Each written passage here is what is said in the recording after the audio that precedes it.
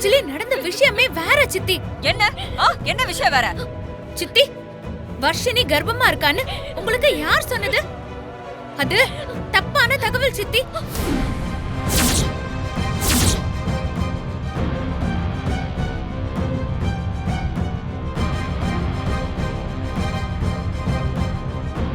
இன்னும் எதுக்காக ரெண்டு பேரும் நடிச்சிட்டு இருக்கீங்க? இவ்வளவு நான் சும்மா விட மாட்டேன். இருங்க சித்தி, வேண்டாம் சித்தி. வர்ஷினி ஒண்ணும் கர்ப்பமா இல்ல. நான் தான் கர்ப்பமா இருக்கேன்.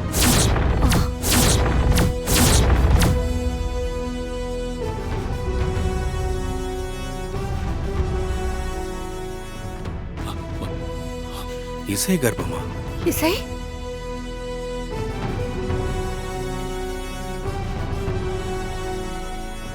ஏய், என்ன சொல்ற நீ? நீ கர்ப்பமா இருக்கியா? ஆமா சித்தி, நான் தான் கர்ப்பமா இருக்கேன்.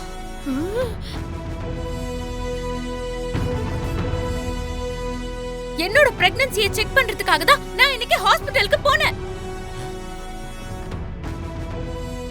எனக்கு தனியா போறதுக்கு ஒரு மாதிரியா இருந்ததுனால தான் வர்ஷினியை நான் துணைக்கு கூட்டிட்டு போனேன்.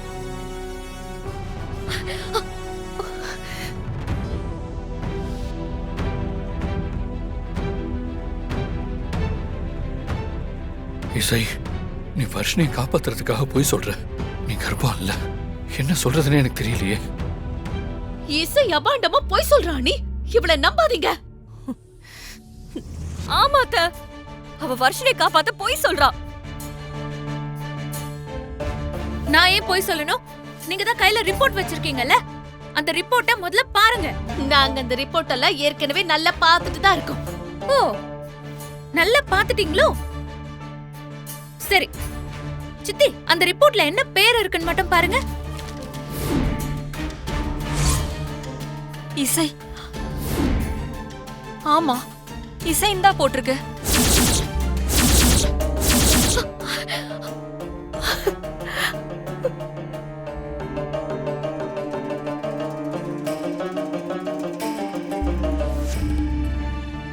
அம்மா, இசையா?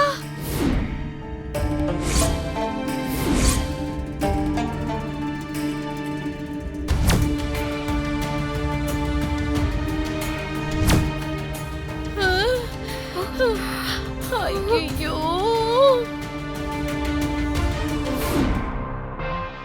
சிஸ்டர், ஒன்னு சொல்ல மறந்துட்டேன். சொல்லுங்க மேடம். பேஷண்டோட பேர் வந்து இசை. அத போட்டு ரிப்போர்ட் ரெடி பண்ணுங்க. ஓகே. இசை. Okay okay madam. சுபத்ரா, அது வாங்க. அக்கா பாரு. என்னக்கா? இசை. இசை? ஆமா, இசைன்னு தான் போட்டிருக்கு. போதுமா? நான் தான் கன்சீவா இருக்கேன். என் தங்கச்சி வர்ஷினி மேல எந்த தப்பும் இல்ல. அவளை யாரும் எதுவுமே சொல்லக்கூடாது.